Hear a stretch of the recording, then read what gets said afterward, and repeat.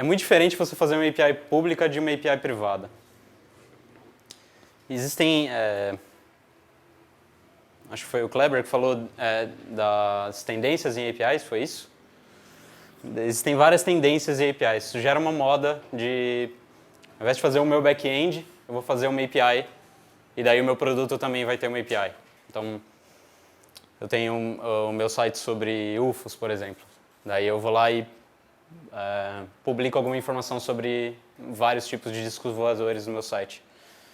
E eu decido abrir, eu quero abrir essas informações no futuro, mas eu ainda não tenho ideia de como eu quero que as pessoas usem isso. Então, eu faço o meu site primeiro e faço uma API que só eu uso. Então, eu como usuário só penso em mim mesmo, primeiro, né? Então, falo, pô, eu não vou mostrar em uma página só todos os UFOs. Então, eu vou ter uma chamada de API por UFO. Então, é o famoso get by ID lá. Só que daí aparece um usuário do nada e fala, não, eu não estou interessado em também mostrar o que você já mostra no seu site sobre UFO, mostrar uma página com as informações de um UFO. Isso você já faz.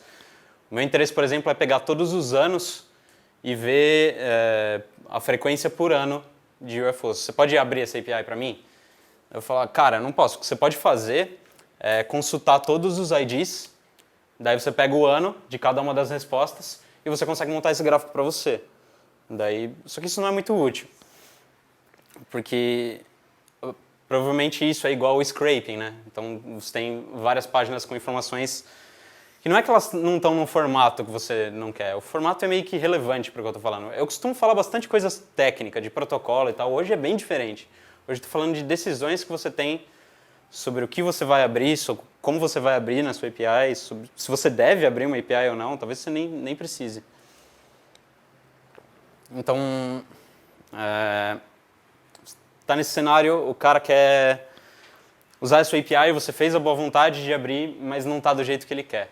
Então, você não fez uma API, você fez um back-end, fez só o back-end para o seu site em formato de API. É que essas duas coisas são muito parecidas hoje, né? Então, se você vai fazer um aplicativo móvel, ele não tem todas as tecnologias, ele não tem HTML. Você vai fazer uma aplicação nativa, eu digo, que é o interesse que todo mundo tem hoje, fazer uma aplicação bonita, que tem animação legal, uma aparência de gelo lá. Então, você precisa fazer uma API, mas no fundo, se você não abre ela com outras pessoas, ela é só um back-end. E se você abre só as coisas que você usa, ela é meio redundante, porque para a maioria das pessoas é melhor usar a sua app. APIs públicas são sobre permitir que outras pessoas façam coisas que você nem pensou em fazer. Eu vou dar alguns exemplos, que é uma API que eu estava comentando com ele ali, que eu não lembro exatamente o nome, é Neto? Kleber. Você é o Kleber. E quem é o Neto? Neto saiu.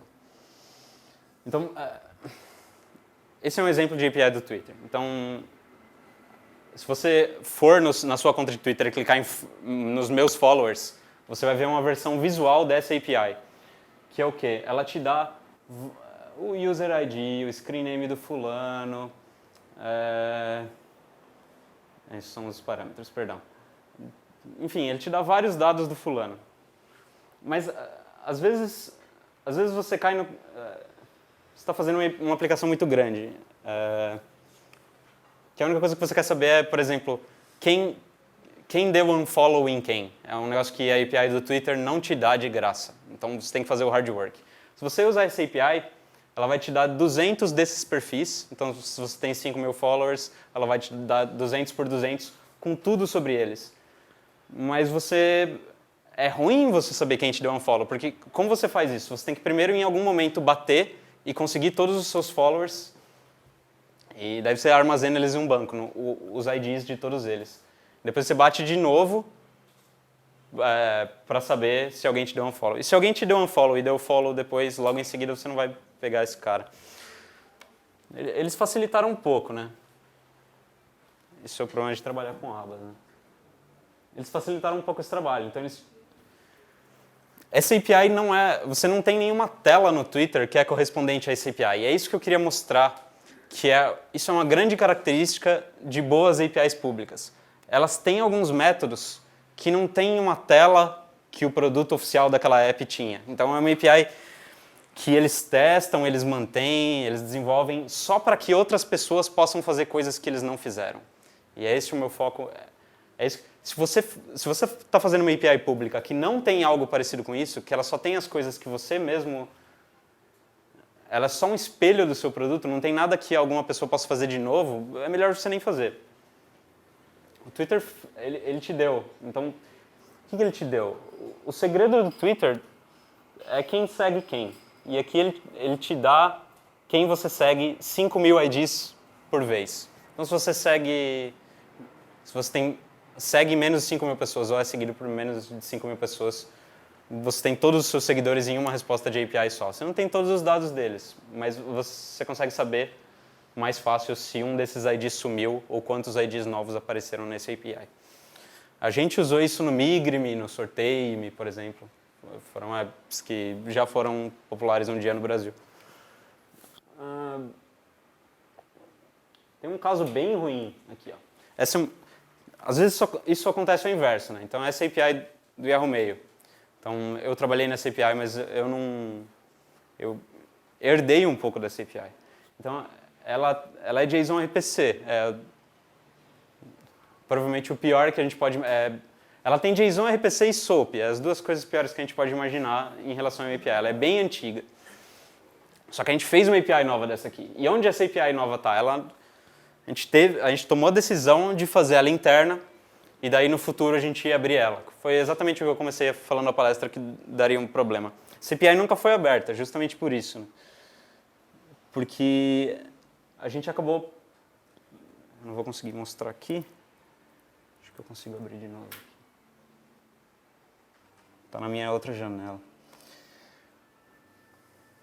Então, se você quiser usar a API V2 do Yahoo Mail, você tem que fazer um reverse engineering no Yahoo Mail em si. Vocês podem olhar meus e-mails, esse e-mail é totalmente fake. E não tem nada importante. Então vocês podem ler tudo que tem aí. Eu só assinei um monte de listas para eu receber vários e-mails e testar isso.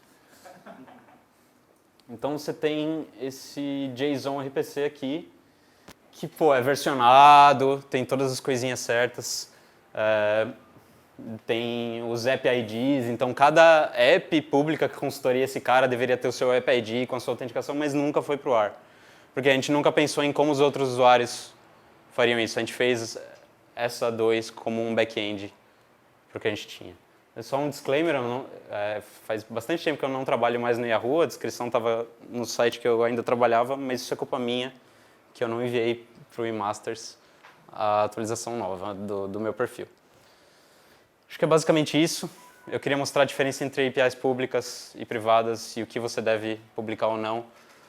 Aquele esquema dos IDs versus os perfis é um exemplo de como você pode... Você dá dois endpoints que dão os mesmos dados, mas em granularidades diferentes. Um dos casos é esse, tipo APIs em massa, eu quero vários IDs ao mesmo tempo. O outro é mobile, então foi um caso que já foi citado aqui. Você quer distribuir os seus payloads de um jeito que seja amigável para as redes de celulares. Então você não precisa tomar uma só dessas decisões. Ou minha API vai ser para o meu site, ou vai ser para mobile, ou vai ser para pessoas que consomem em massa. Você pode fazer endpoints para todos eles. Esse é o melhor tipo de API pública. E acho que é isso aí. Obrigado.